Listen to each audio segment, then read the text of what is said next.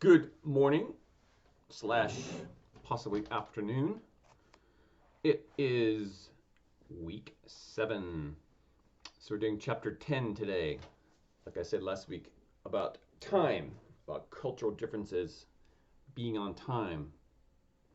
So if you think about it, a lot of countries, what countries are famous for time? If you think about time as far as being punctual, being on time, you think of Switzerland, the watches, right? Swiss watches, very precise, very exact. Or Germany. I lived in Germany for 3 years, and it is very true. Germans are very time oriented, and I was at a party once, and my friend, he was an American, he's there longer than me, before me, and he said, watch. He said, watch, at 10 o'clock, exactly 10 o'clock, people are going to get up and start to leave and go home. And sure enough, like right at 10 o'clock, exactly at 10, they all, or not all, but many people, they all got up to leave.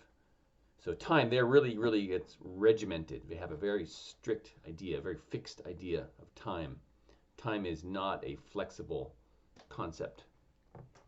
I remember a few years ago, also, I was taking a train in Germany, and the train had what's called a Verspätung.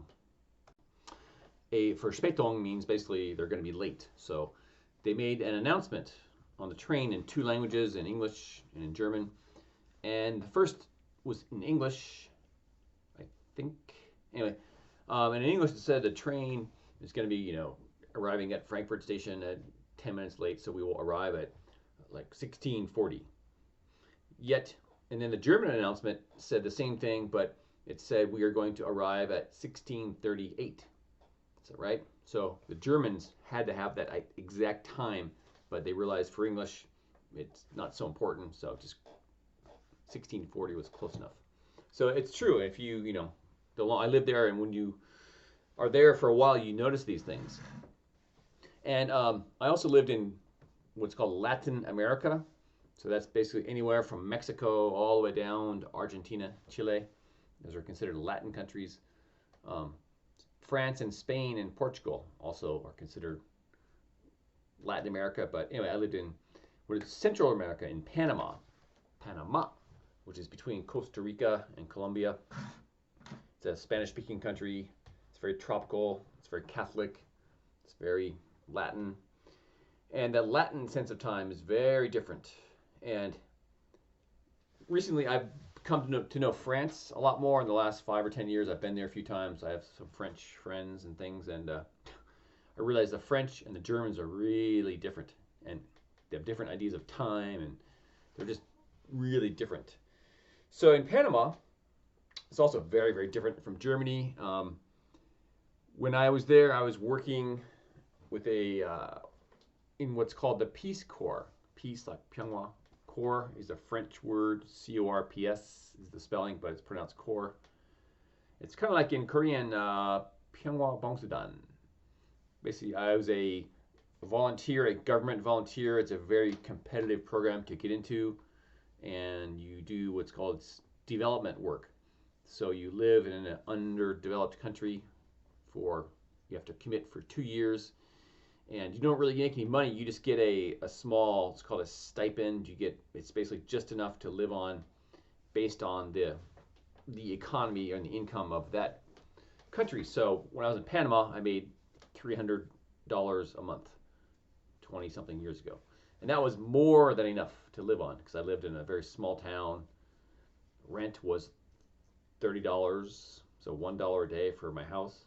And so that's 10% of my income, which is very low for rent. Food was cheap. We had 3 beers for $1, right? And the dinner or lunch was like $1 or $1.25, $1.50. Coffee was 25 cents. So it was pretty cheap to live on, but you definitely don't get rich doing it. It's, you're a volunteer.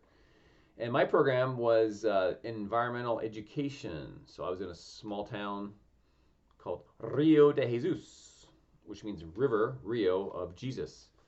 And you would think in a Catholic country that, they believe in Jesus, and Jesus is very important to them. So you would think the river of Jesus, the Jesus River, you would think it would be like the main river in the country and big and beautiful, but half of the year there was no water in this river. It was tiny. Anyway, it was about 1,000 people, and my town, they had electricity and water. Other people in my program, they were in really small towns. They had to take a horse to get there, and anyway, I was only half an hour from a big city, so it wasn't too isolated, too remote.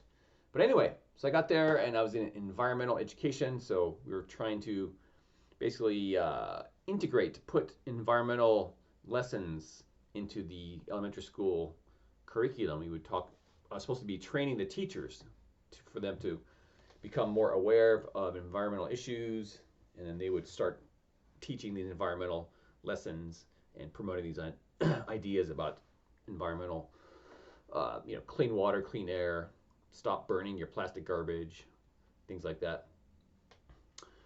Successful? Who knows? But anyway, so one of the first meetings I had in my first few weeks there, I wanted to make a good impression, and the classes there stop at 1 o'clock because it's so hot. It's the tropics, and in the afternoon things slow down a lot, and it's really, really hot.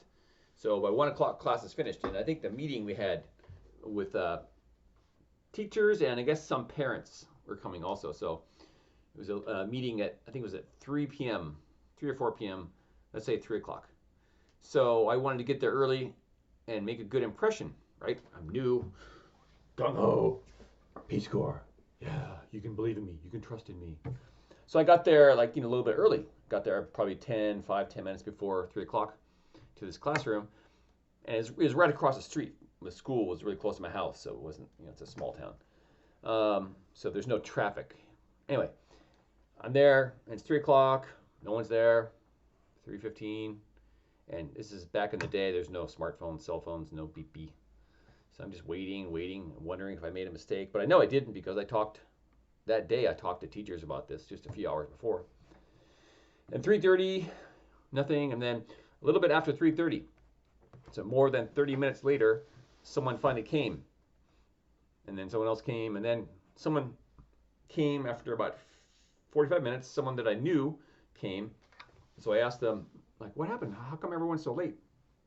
And they started to explain to me basically that the idea of 3 o'clock, a 3 o'clock meeting means at 3 o'clock you start to think about going to the meeting, right? And that's just such a foreign concept to me, I'm sure to you, right? That would never happen, or how could you even think that?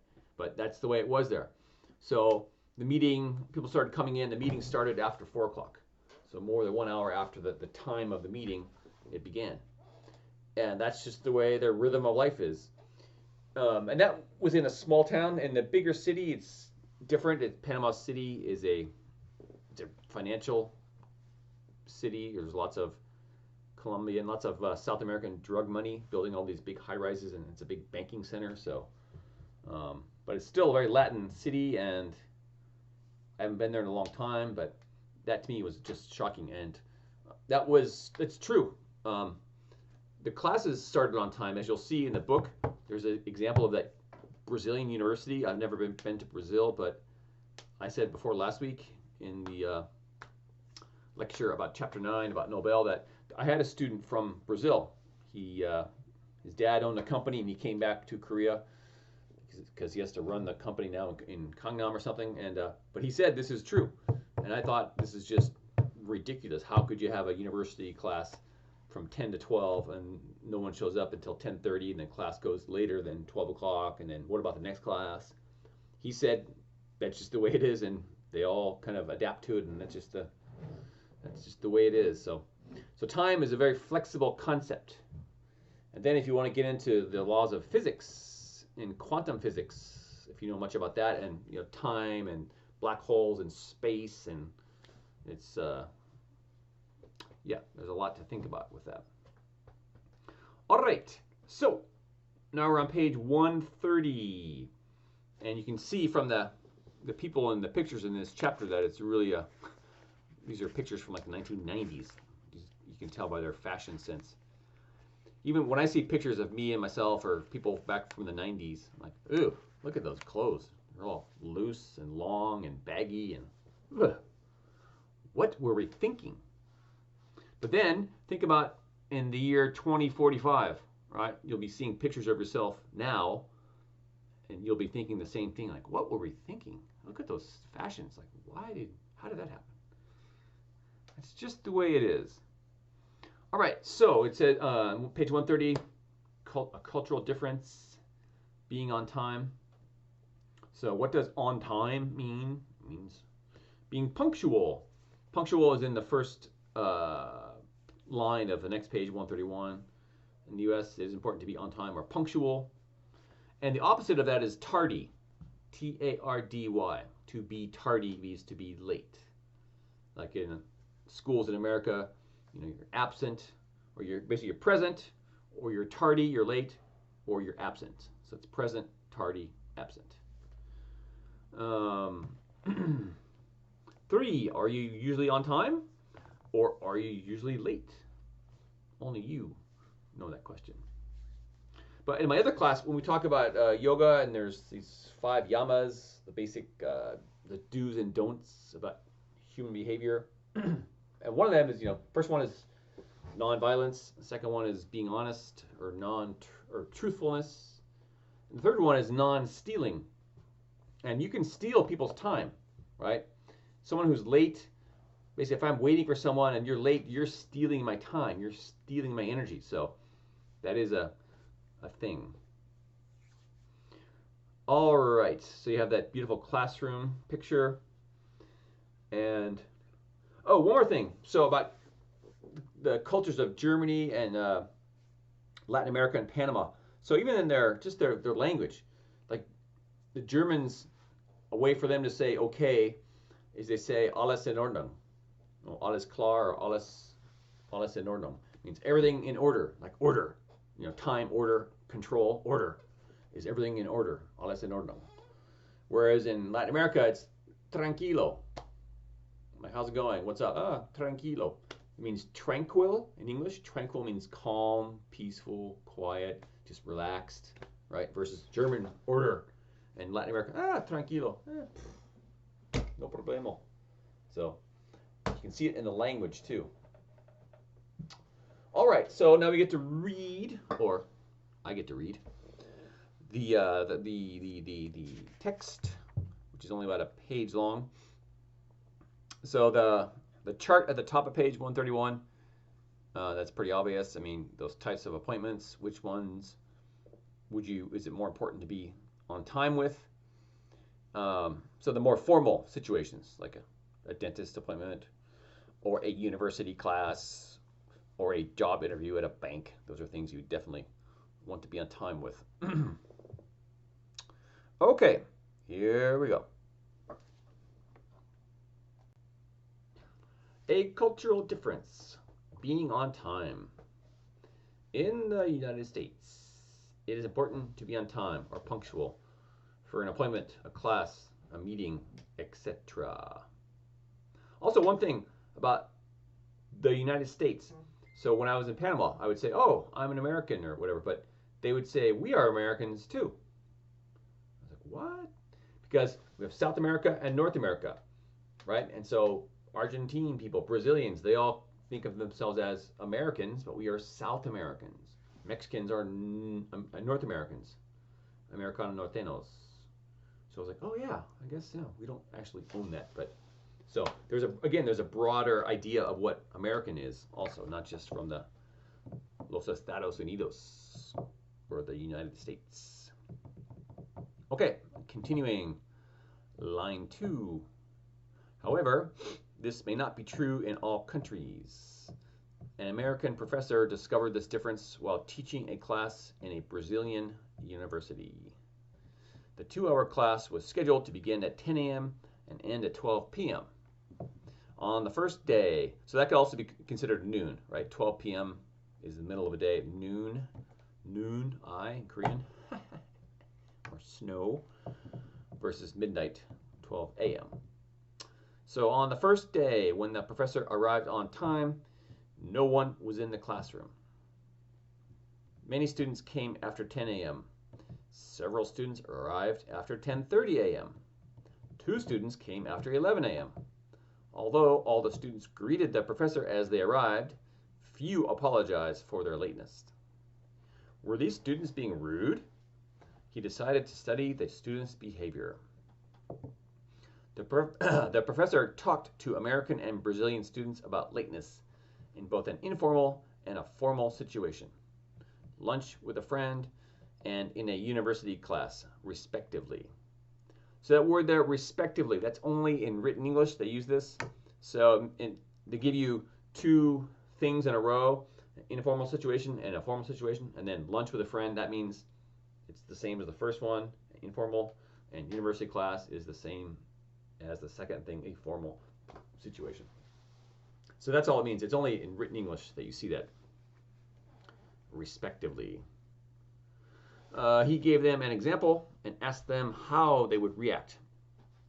If they had a lunch appointment with a friend, the average American student defined lateness as 19 minutes after the agreed time. On the other hand, the average Brazilian student felt the friend was late after 33 minutes.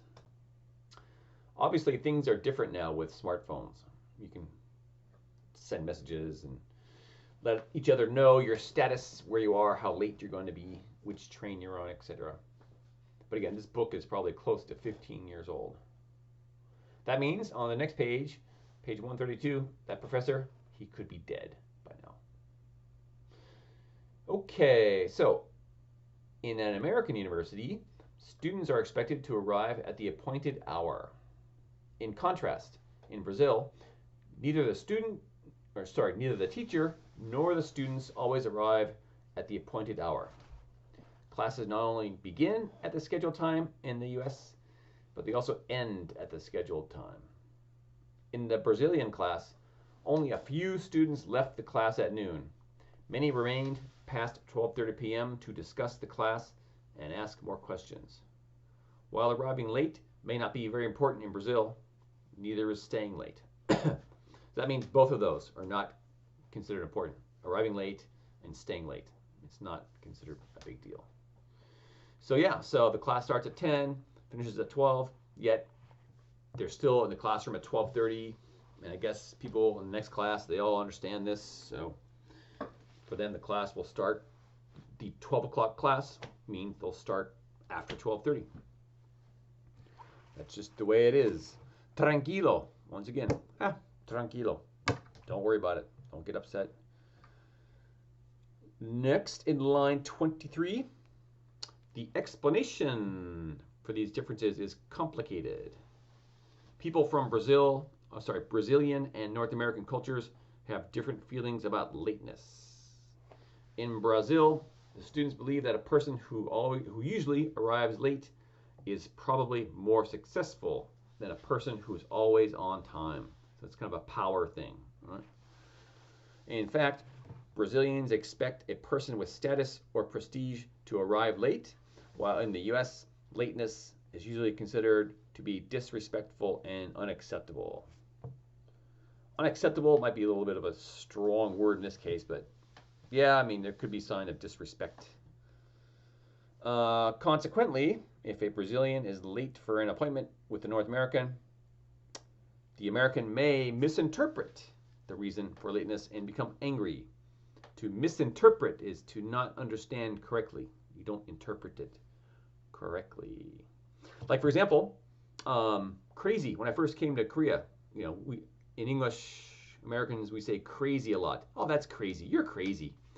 But, the word in Korean, if you directly translate that, is quite bad and quite serious. So a lot of Koreans would misinterpret that. They would get, what? Crazy? No, calm down, calm down. I'm speaking English. It's a different word. It's a different language. It's a different meaning. It's not the same as calling someone that in your native language. Okay, last paragraph. As a result of his study, the professor learned that the Brazilian students were not being disrespectful to him. Instead, they were simply behaving in the appropriate way for a Brazilian student in Brazil. Eventually, the professor was able to adapt his own behavior so that he could feel comfortable in the new culture. Yeah. So, I mean, what are you going to do? You're in Brazil. They're paying you your salary. You better adapt to their way of doing things. Otherwise, bye-bye. They will replace you. Okay, so what is the main idea? Page 133, the main idea of the passage. Number 1, A, B, or C? So the answer is C, right? The main idea, the importance of being on time differs among cultures. That's the most general, it's the broadest statement. Number 2, why did the professor study the Brazilian students' behavior? A, B, or C? B, he wanted to understand why are they coming to class late and nobody seems to think it's anything wrong. So number 3, what does punctual mean? It means on time. How do you know? I just told you. It's also right there, line 1. And the opposite is tardy. Like I said, T-A-R-D-Y, to be tardy. 4, in line 8, what does few refer to? It says few apologize for their lateness. Few students. B. Number 5, read lines 7 and 8. What does as mean? As they arrived. When they arrived. Number 2. What is rude behavior? Gee, that's tough. Impolite. Actually, noisy behavior could be an example of rude behavior, but the best definition is number 1, impolite behavior. So lines 10 and 12, what's an example of an informal situation? Chomshim.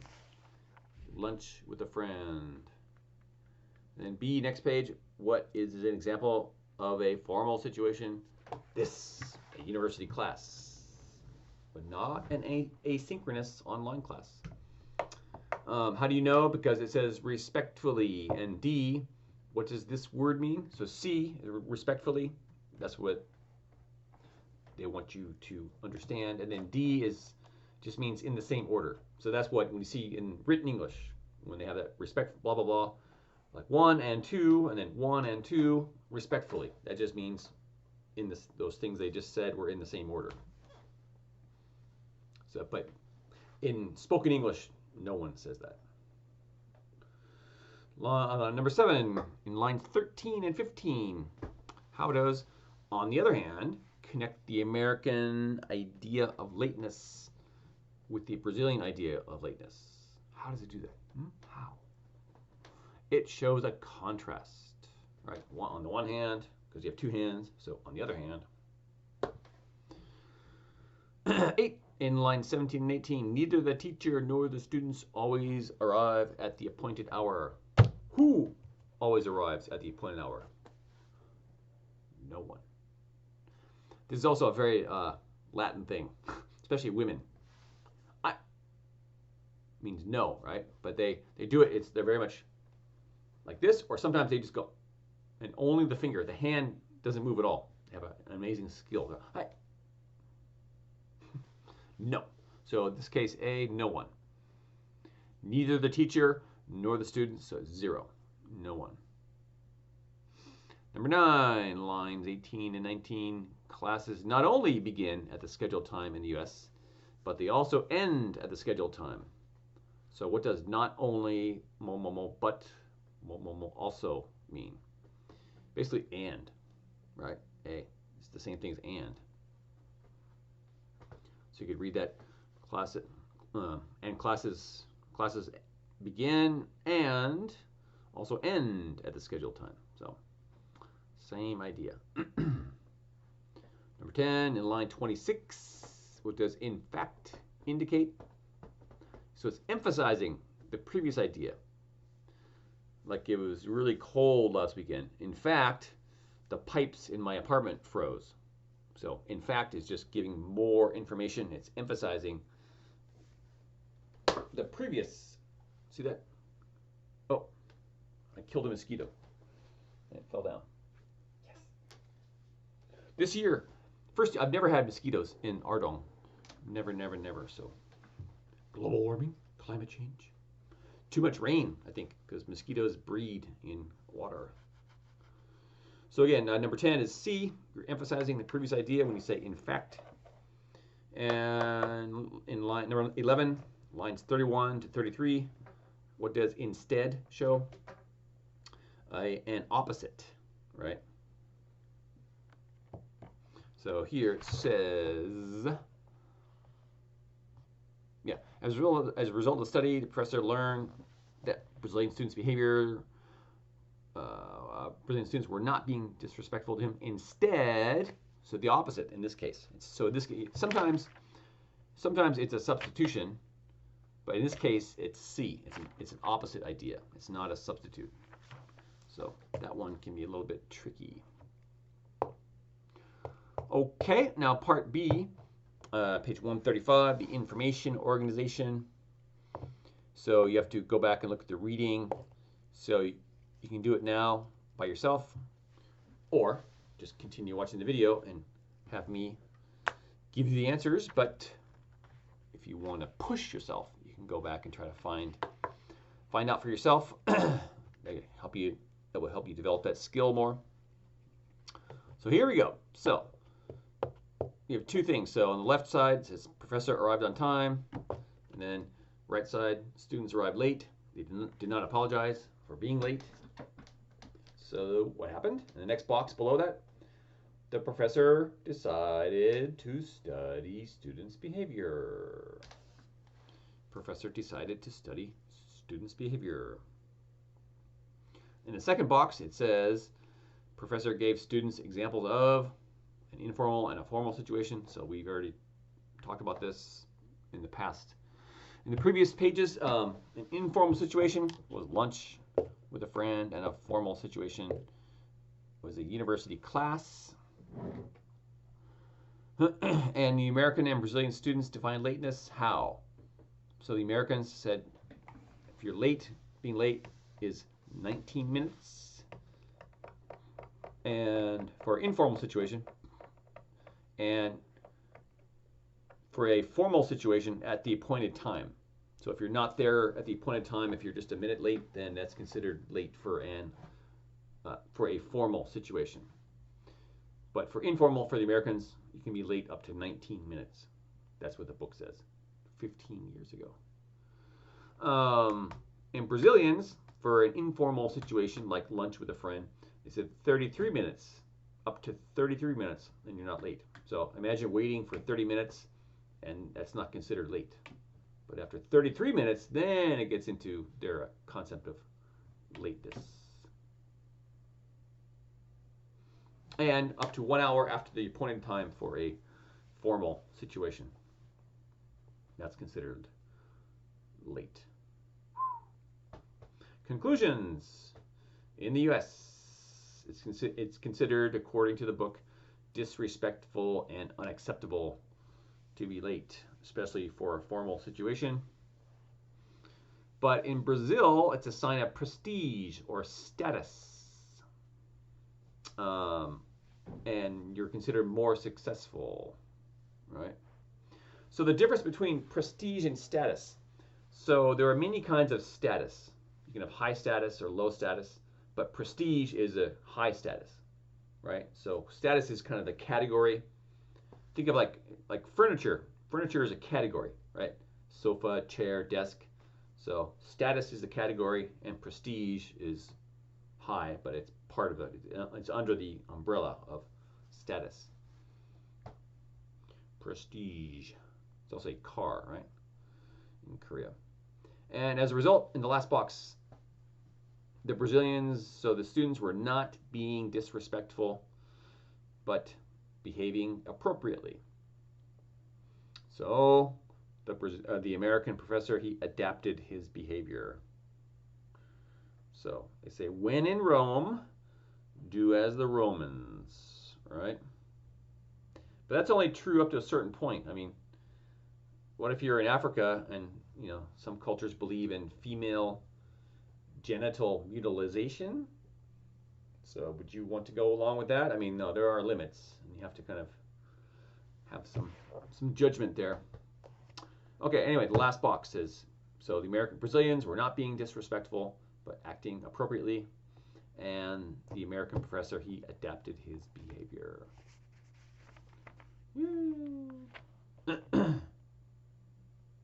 So again, the next page, so this is the same thing, it's the same information. It's just organized, it's just not in an outline form as the previous page. What did the professor study? Describe the experiment. Same ideas about lateness.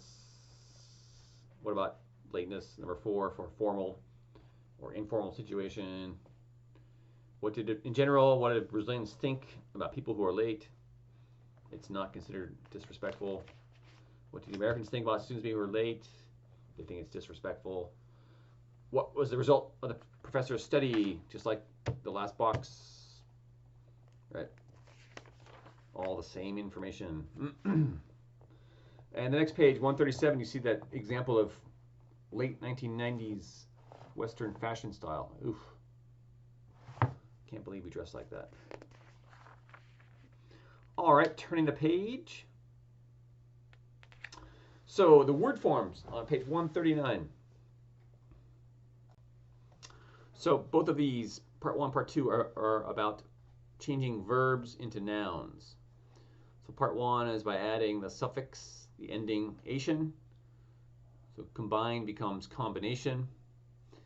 And part 2, you add the suffix ing. So feel becomes feeling.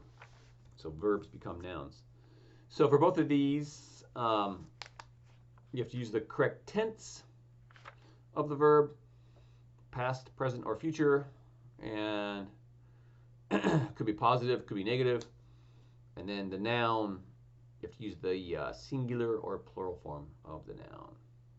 So again, it's better to do this by yourself. It's more, you'll learn more quickly. You can learn from your mistakes. But, so now, go and do that. Okay, and now you're back. Sure you did. So number 1, next year, a big film company will adapt a story from a book to make a movie. The adaptation of a book to a movie takes a lot of work and time. So next year, so future tense. It's going to be in the future. 2, Chris is studying at the university for a degree in interpretation. In Spanish, interpretación. Yeah, that's a tough degree. When he graduates, he will interpret for an embassy. So again, when he graduates, that's telling you future tense, right? When he graduates, he will interpret for an embassy. Good luck with that, Chris. 3, most people have high expectations when they visit another country. And it's plural. You don't have one, you have expectations, right? Many or different expectations. They don't expect to have a bad time. They want to enjoy themselves, right? So it's opposite, so it's negative. They don't expect to have a bad time. Duh. Number 4, Susie is in the park now. So it's present tense. She is observing. That's probably better because right now means present continuous. So you could say she observes the behavior of the pigeons, but it probably sounds more accurate because now, so is observing the behavior of pigeons. Don't be afraid of pigeons. I've seen you Koreans, you run when you see a pigeon. Like, pigeons don't attack humans. She records all her observations. In Spanish, observaciones. In a special notebook. So again, that's plural. There's more than one observation. And number 5, we need an explanation of the difference between adjectives and adverbs. Sorry, we needed. So past tense. The teacher explained, past tense, the difference to us, and we understood. That's past tense. So all past tense verbs. So that's why explained is in the past tense there. All right, so here we go. Let's turn the page. Part 2. Numero 1. Alan spelled several words incorrectly on his composition yesterday. yesterday, so past tense. He has to check the spelling of a difficult word before he uses it. The spelling. That's the singular noun. 2. Andrew didn't understand anything in his first math class yesterday. Yesterday, past tense. However, his understanding will improve during the semester. So that's going to be negative because you know he didn't understand because they talk about he will improve. So he didn't understand anything. And if they use a positive, he would say he understood everything. That would be the opposite. 100% versus 0%. Didn't understand anything. Number 3. Please don't tell me the ending of this mystery story. I want to guess how the story ends by myself. How does it begin? How does it end? How it ends? Hi, hello, and how are you? Are common greetings, plural, in the US. Moreover, people also greet each other with a smile. So it's simple present tense because you're talking about a generalization. So you use the simple present tense when you make generalizations. Most people also greet each other with a smile. Most people.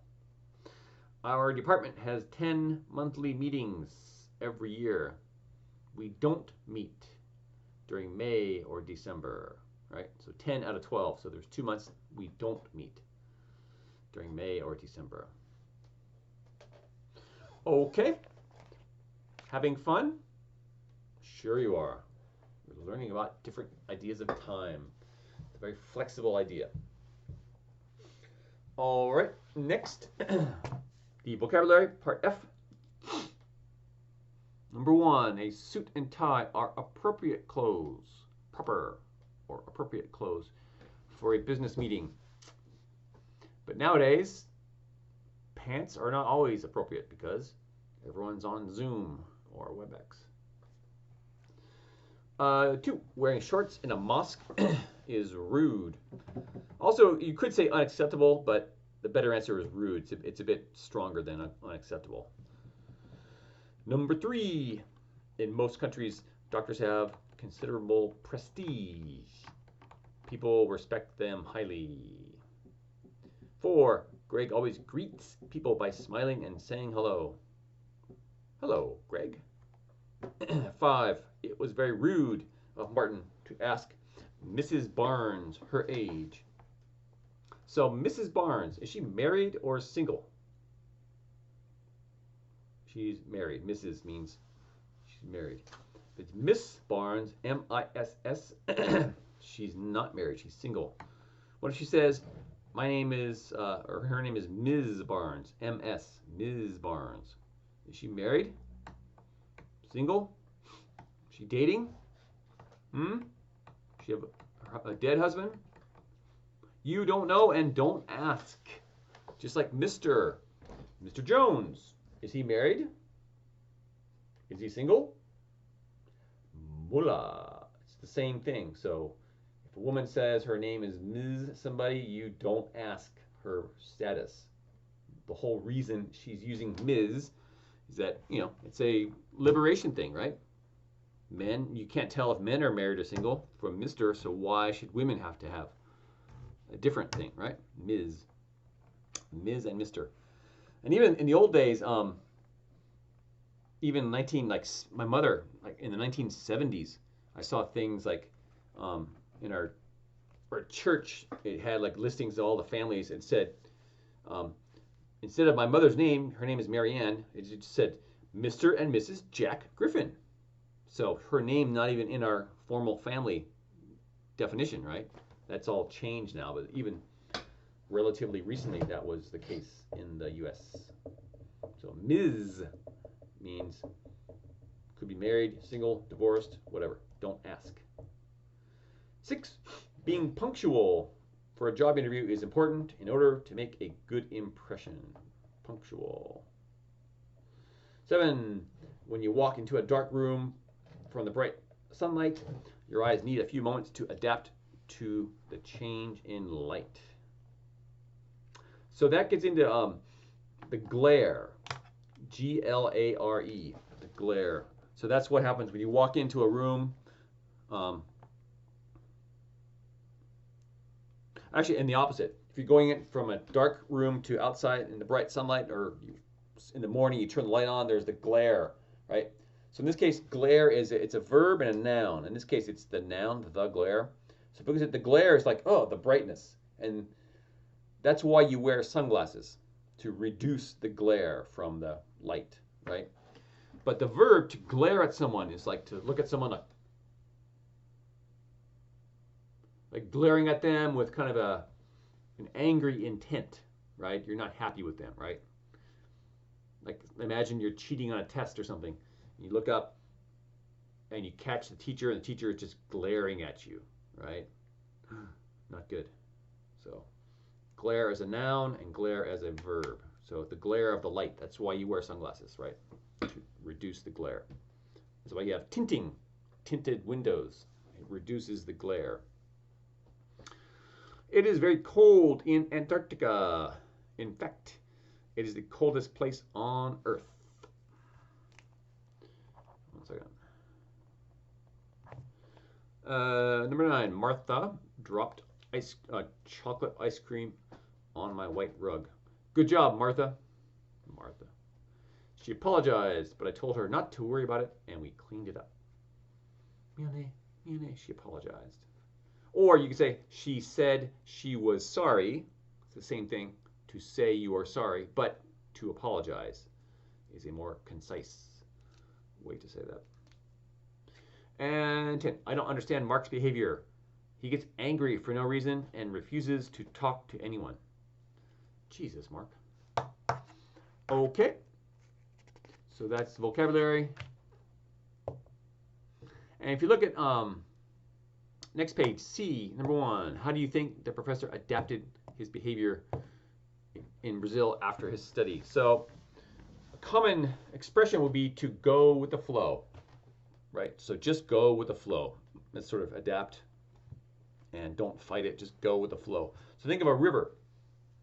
The river flows. It's called the headwaters, and then the mouth of a river, right? So the mouth, the Han River, the headwaters are in Gangwon-do, even in North Korea, and the mouth is where the river ends and meets the ocean or the lake. So it's the mouth of the river. So the river flows from the headwaters to the mouth. So think the river flowing this way. So if you jump in the river, it's much easier to don't try to swim upstream. Just go with the flow, right? Let the river just take you. So that's a very common expression to just adapt to something and don't fight it. Just go with the flow. So in this case, the Brazilian professor, in the past tense, you would say, he went with the flow. So that'd be a good way to answer this question number 1 on page 142. How do you think he adapted? He just went with the flow. But you got to say all those words. You can't just say he went flow. He flow river. You got to say he went with the flow. Like these idioms and expressions and things, you know, if you miss one little piece or one word, or I think there are a lot of funny examples, but a lot of them are swear words. But anyway, we notice that if there's one thing missing, it's like, oh, it's kind of funny because we understand it, but it's not quite accurate, and there's a lot of humor there sometimes. All right. So that's it. So I'll post the writing. There'll be a video we're gonna watch about aliens, because I don't know if you know this, but the U.S. government has basically admitted that there are aliens. There are spacecraft. They've admitted that, yes, we don't know what it is. It's not from this world. Even the materials that they're made of, they are not from this world. So there'll be a couple of short videos to watch, and you can write about those. And then we'll have one more topic to write about, sort of adapting to different cultures. But that's coming in the next video, which you may or may not have already watched. Okay? So next week, this chapter 10 and chapter 9, we'll have our second quiz about time and the Nobel Prize. which Donald Trump this week, he said, I think I won 3 or 4. I can't remember how many Nobel Prizes I won. Like, what are you talking about? Some crazy person nominated him, but no one on the Nobel Committee accepts that, or he is bing bing. He is losing his mind. Anyway, we are done now. Chapter 9, Chapter 10, out.